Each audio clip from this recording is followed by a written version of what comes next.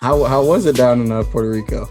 Puerto Rico was nice, man. I haven't been, we ain't been nowhere in a long time, but for me to go back home, to Cleveland, one of the things I look forward to is the weather, especially in the spring and in the summertime, in the summertime. So going down to Puerto Rico really reminded me of going back home in the sense of just the weather was really nice. You could roll down the windows and actually roll, and there was no thing. And it was nice, man.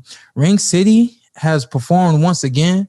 And I was thinking about this before we got on, and I said, you know what? I'm going to say this, and I want everybody to know that this is unsolicited. Ring City USA has done a fantastic job of putting on some boxing shows so far.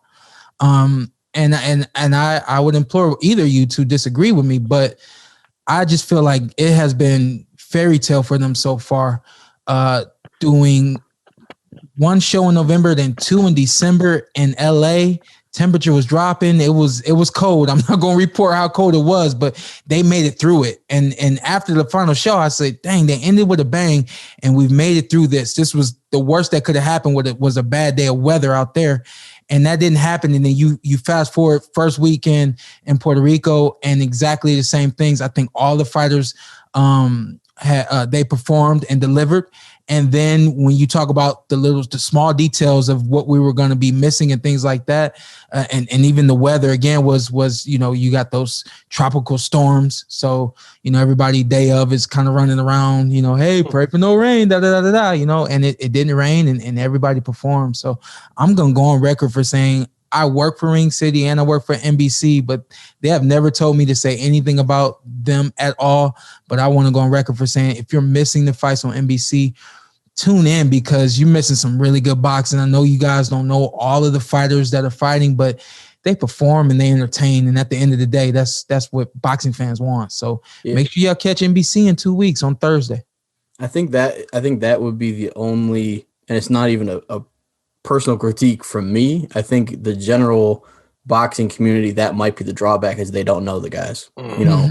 Sometimes it's something where, hey, so-and-so's fighting, and you say, oh, okay, I know him, I'll tune in. Or even, oh, I know he fought, you're kind of connecting certain things. Yeah. So I think if anything, what they're going to have to show is the fights, the action, and the matchups are worthy of you tuning in, even if it's not for the name recognition. But that's the thing with boxing too, is like everybody follows who you know.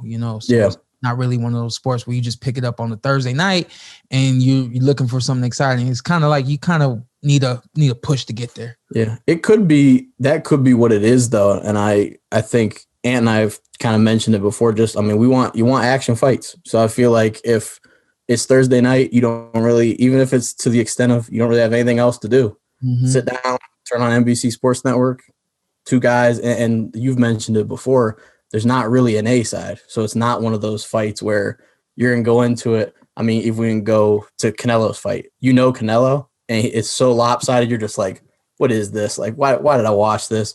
These fights aren't like that. Yeah. And if they are like that, it's because somebody stepped up and had a great performance. Yeah. But the matchups are always too low to an extent. Don't tell me you didn't enjoy what you saw, because I know you did. What you need to do now, hit that subscribe button, hit the like, hit that notification button. Check us out every week, every Tuesday, something new for you right here on the Porter Way Podcast.